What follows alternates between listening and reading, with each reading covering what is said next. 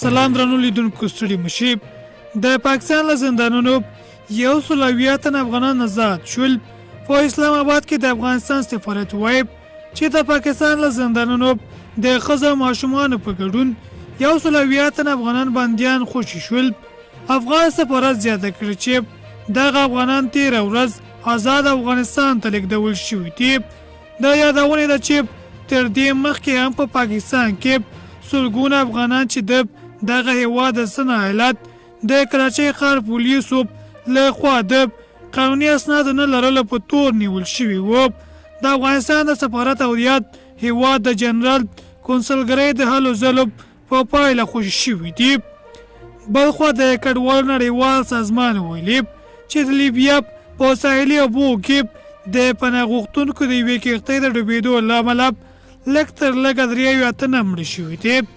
دغه سازمان وایي پیښه تېره ورځ رامنځته شوې ده او 7 تنو نورو چې په کښتۍ کې سپاره وو ځانونه ساحل ته رسولي او اوس تر درملنې لاندې دي.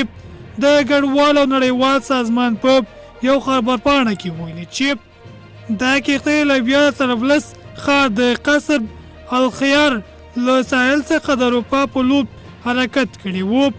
د لیبیا سواحل او د مدیترانې بهیر او اروپا ته د پناه غوښتونکو تر ټولو لویه قاچاقي لاره بلل کیږي، خو هر کال پکې زرګونه کسان هم ژوند له لاسه ورکوي.